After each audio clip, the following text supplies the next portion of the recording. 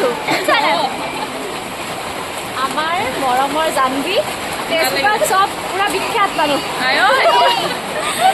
আৰু এইফালে আমি ৰাতি 7টা বজাত নাইট ছুপাৰত ঘপককৈ ঘৰলৈ বুলি আহি দিবলগীয়া হ'ল আমি নিজেও নাজানো আচলতে সেইদিনাখনেই যে আমি ঘৰলৈ যাম বুলি মানে অতি খৰধৰকৈ আহিবলগীয়া হ'ল কিয়নো ভাদ মাহটো যাবগৈ এতিয়া আৰু আঠখেলীয়া নামঘৰলৈ ভাদ মাহতে যোৱাৰ কথা আছিলে আৰু মাক কৈ আছিলোঁ বহুত দিনৰ পৰা যাম বুলি মায়ে কৈ মানে যাওঁ নাযাওঁ কৈ আছিলে আৰু ভৰিটো মানে যিহেতু লাখুটি লৈ যাব লাগে সেইকাৰণে যাবলৈ অসুবিধা হ'ব নেকি বুলি কৈ থাকিলে মানে যাম সেইকাৰণে আচলতে লাষ্ট মোমেণ্টত সিদ্ধান্তটো ল'লোঁ যে মা যদি নাযায় তেনেহ'লে আমি মানে ঘৰৰ গাড়ীখন লৈয়ে যাওঁগৈ বুলি যিহেতু ইয়াৰ পৰা অকলে আমাৰ গাড়ীখন লৈ যাবলৈও মানে বহুত দূৰ হৈ যায় সেইকাৰণে বোলো শিৱসাগৰলৈ যাওঁগৈ আৰু ঘৰৰ গাড়ীখন যিহেতু ঘৰতে থাকেই সেইকাৰণে ভাবিলোঁ মাহঁতৰ গাড়ীখনকে লৈ পেলাই ঘৰৰ পৰা যাওঁগৈ বুলি সেইকাৰণে আচলতে ৰাতিয়েই ইমাৰ্জেঞ্চিকৈ আহি দিব লগা হ'ল কিয়নো ভণ্টিহঁতৰ মানে স্কুল যিহেতু অকল দেওবাৰে বন্ধ থাকে আৰু সেইকাৰণে তাৰ সেইদিনাখনে ছুটি থাকে সেইকাৰণে ভাবিলোঁ দেওবাৰ দিনাখনে যাম বুলি আৰু এইফালে আমি আহি পালোহি ঘৰত আহি পানাই পিছদিনাখন ৰাতিপুৱাতে মানে সোনকালে মাহঁত চাবুৱালৈ গ'ল কিয়নো দেউতাৰ মানে বায়েক মানে আমাৰ জেঠাই ঢুকালে আৰু সেইকাৰণে আচলতে খৰধৰকৈ মাহঁতো তালৈ মানে খবৰ ল'বৰ কাৰণে যাবলগীয়া হ'ল আৰু আহি পাই সেইদিনাখন আমি নামঘৰলৈ যোৱা কথা আছিলে শনিবাৰ দিনা কিন্তু যোৱা নহ'লে সেইটো কথাৰ কাৰণে আৰু আমি সেইদিনাখন মানে ৰাতি যিহেতু মাহঁত অহা বহুত দেৰি হৈ গ'ল সেইদিনাখন আমি ঘৰলৈ যোৱাকৈ কথা আছিলে ভণ্টিহঁতৰ ঘৰৰ পৰা কিন্তু বহুত দেৰি হৈ যোৱাৰ কাৰণে আমি আকৌ ৰাতি মানে ভণ্টিহঁতৰ ঘৰতে থাকি দিলোঁ আৰু পিছদিনাখন যিহেতু দেওবাৰে আমি আঠখেলীয়ালৈ নামঘৰলৈ যাম মানে আৰু সেইকাৰণে আচলতে আৰু এইফালে এয়া আমি যাবৰ কাৰণে ৰেডি হ'লোঁ পিছদিনাখন এয়া ৰাতিপুৱা নামঘৰলৈ যাবলৈ বতৰটো খুব বেছি ধুনীয়া হৈ আছিলে আমাৰ এইফালেতো বতৰ বহুত ফৰকাল ধুনীয়াকৈ ৰ'দ দি আছিলে আৰু এইফালে মই প্ৰথমবাৰৰ কাৰণে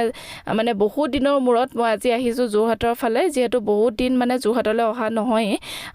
এইফালে অভাৰব্ৰিজখন এখন জাজি অভাৰব্ৰিজ আৰু লগতে যোৰহাটলৈকে কিমান কেইখন যে অভাৰব্ৰিজ পাৰ হ'লোঁ মানে ঠিকনা নাই একেবাৰে ৰাস্তাবোৰ ধৰিবই নোৱাৰি আগৰ একো ৰাস্তাই নাই ইমান বেছি ধুনীয়া হৈ গ'ল আগতে যিহেতু 1 ঘণ্টা লাগে আৰু এতিয়া আধা ঘণ্টাৰ ভিতৰত আমি যোৰহাট আহি পাই গ'লোহি যোৰহাটৰ পৰা আমি তিতাবৰ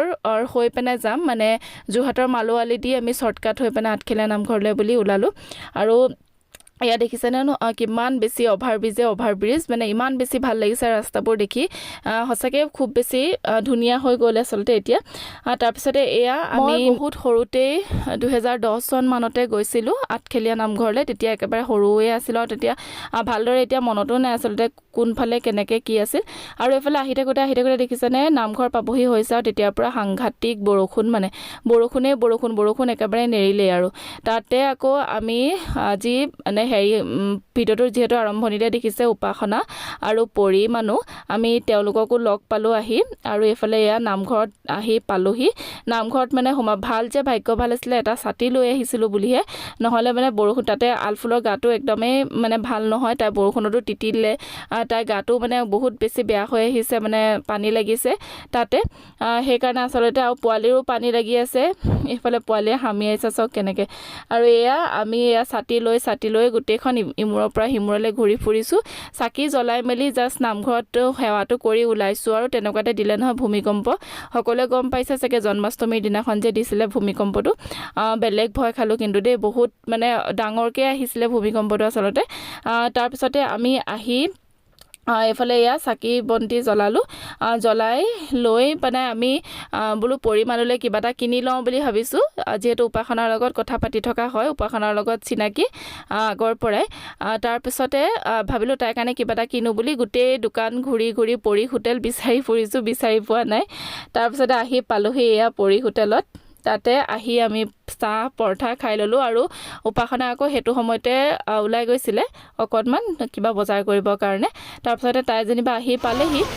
ভাবিছিলোঁ বোলো আজি লগেই নাপাম নেকি কিন্তু ভাগ্য ভাল যে লগ পালোঁ কিমান দিনৰ পৰা যে আশা এটা আছিলে তাইক আৰু পৰিমাণো তাহাঁতৰ গোটেই ফেমিলিটোক লগ পোৱাৰ মানে এটা হেঁপাহ আছিলে যিসকলে ভিডিঅ' চাই তেওঁলোকে নিশ্চয়কৈ চিনি পায় সকলোৱে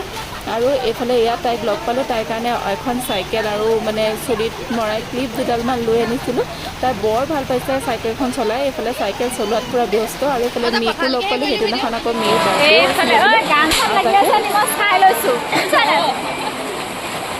আমাৰ মৰমৰ জানবী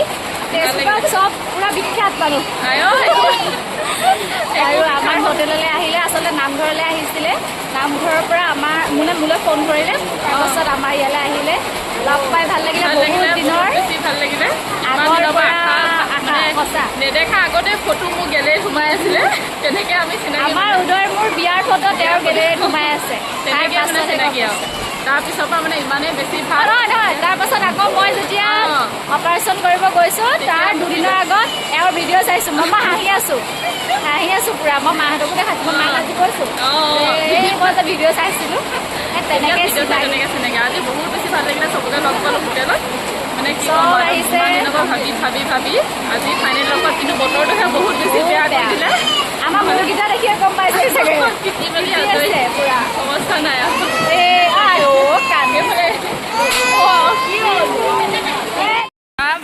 ইমান ধুনীয়া লাগিছে চাহ পৰিবা ন চাহ মই উঠিম এখনত এইটো ইয়াত উঠাই দিয়ে এইটো পিছফালে উঠাই দিয়ে এইটো এইফালে উঠে পিছফালে এইফালে উঠে দেই বাবা পৰিবা ন চাইকেলত ক'ত উঠিলে ৱাও ইমান ধুনীয়া লাগিছে বাই